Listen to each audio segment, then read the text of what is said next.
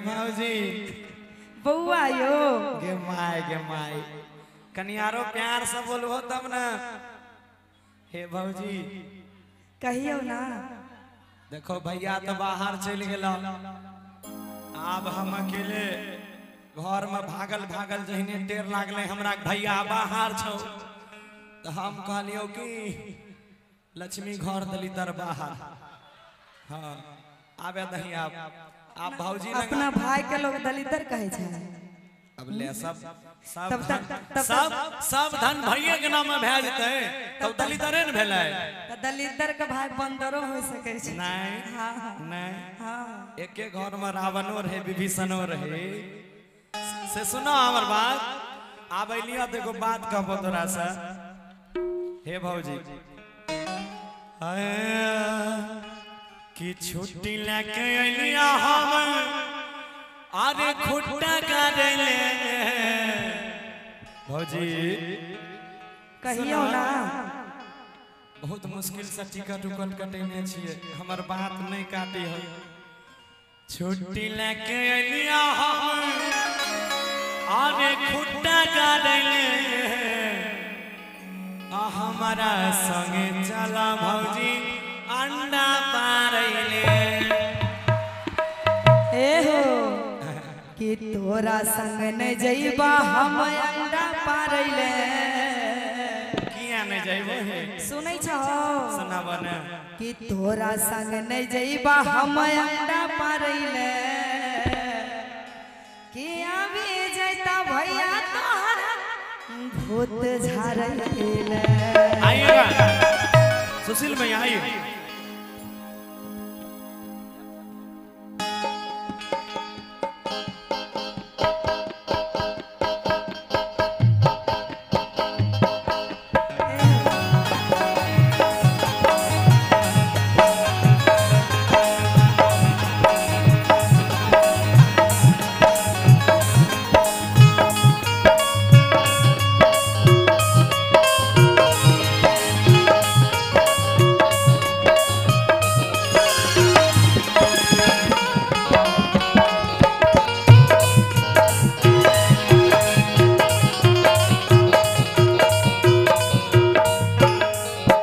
छुट्टी लेके अलिया हम खुट्टा काटले।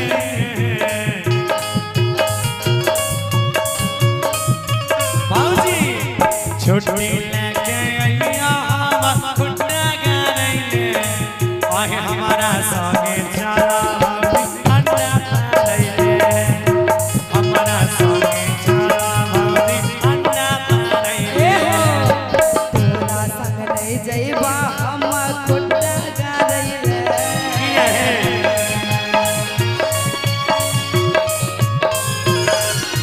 तोरा संग नहीं जइबा हम अंडा पारैले।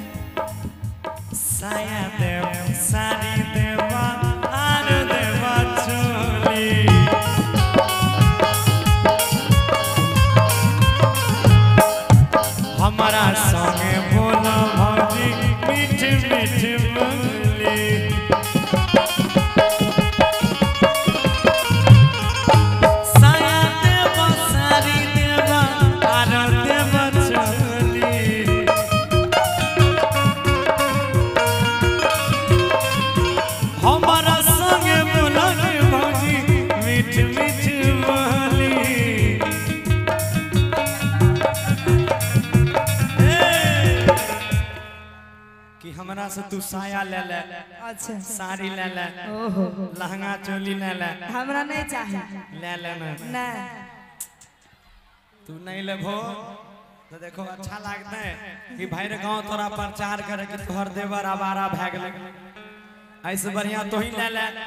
सुनो और कि साया देवा सारी देवा यारो देवा चोली साचो हाँ ही हमरा संग बोला भौजी मीठे मीठे बोली और की सुना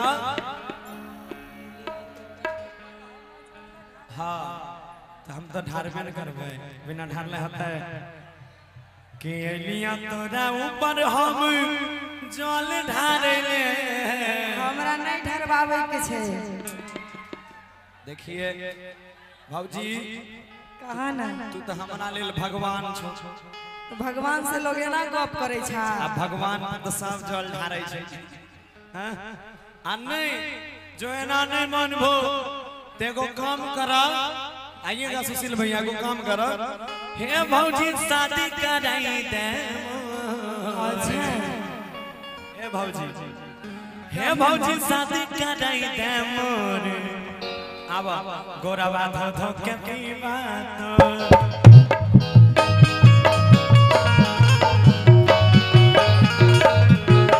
भौजी शादी कराई दे मोर, गोरावा धो धो के पीवा तो।